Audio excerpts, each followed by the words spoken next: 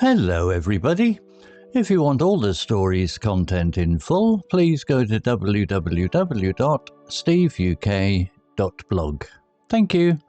Short story 907, The Salt Merchant, Upper Advanced.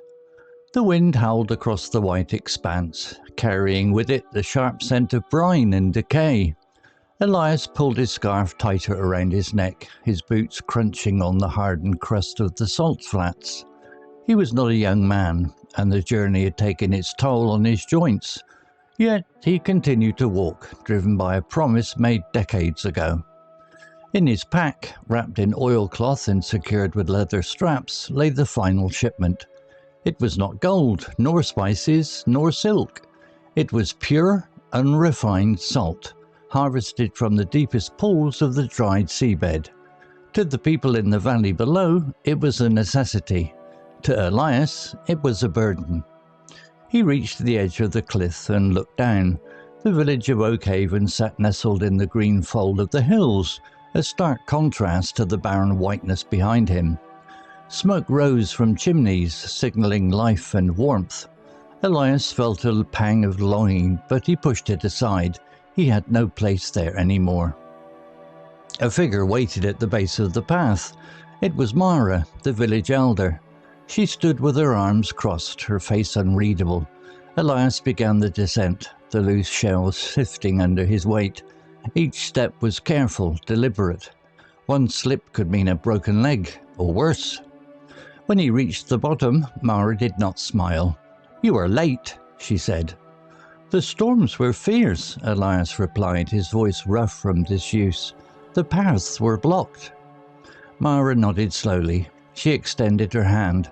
Elias unbuckled his pack and handed over the bundle. She weighed it in her hands, feeling the density of the crystals within. "It is enough," she said, "for now."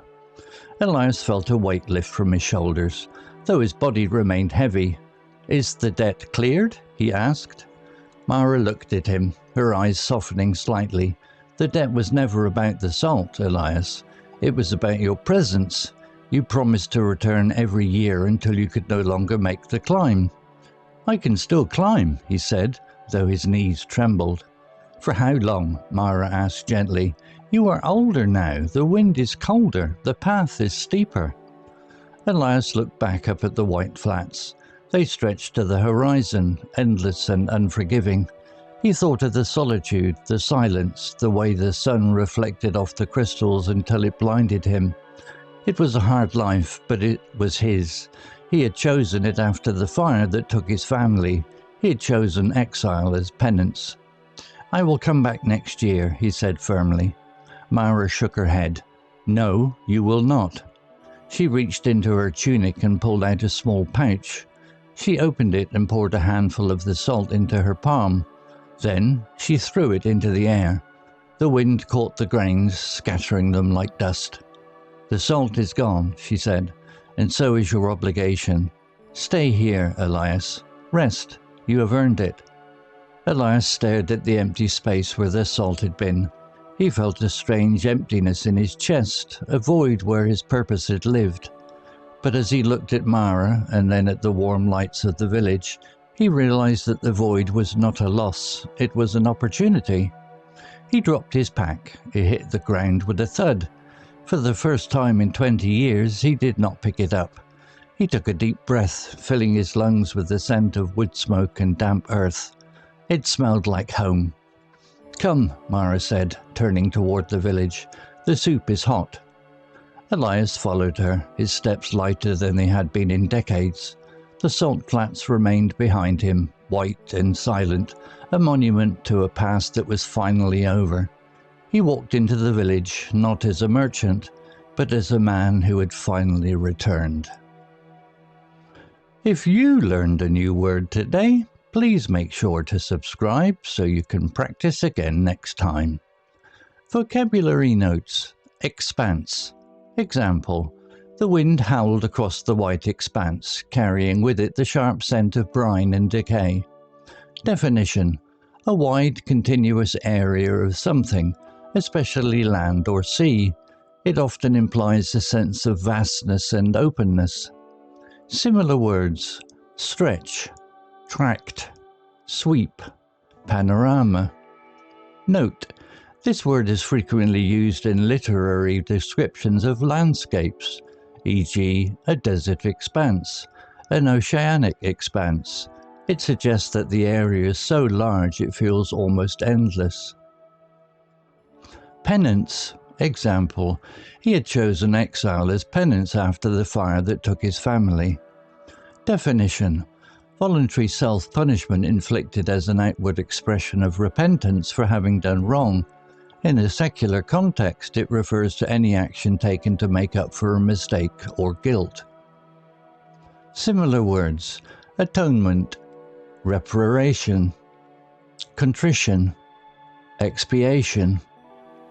Note: while originally a religious term, in modern literature it is often used metaphorically to describe a difficult lifestyle or task someone accepts because they feel guilty about a past event. Unforgiving. Example: they stretch to the horizon, endless and unforgiving.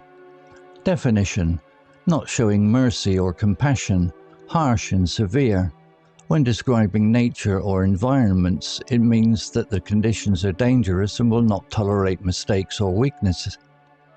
Similar words: harsh, relentless, merciless, stern.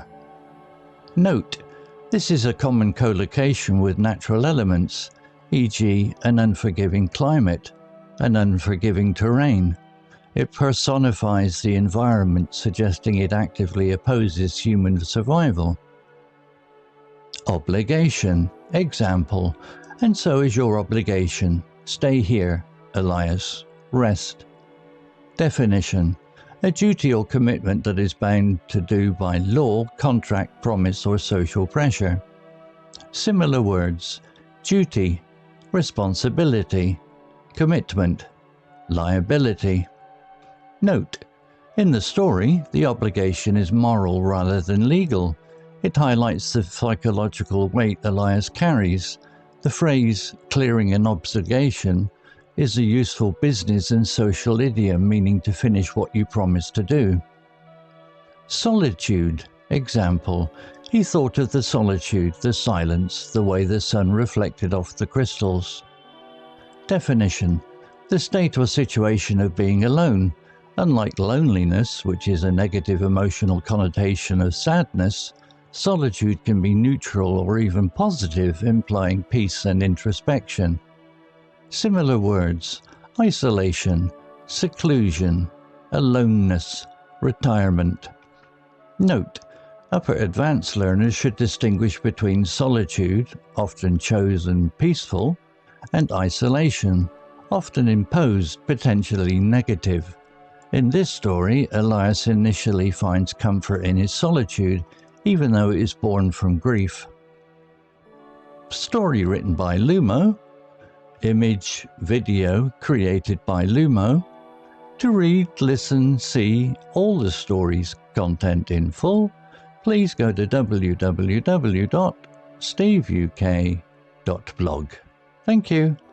CC Music, drifting at 432 Hz, Unicorn Heads.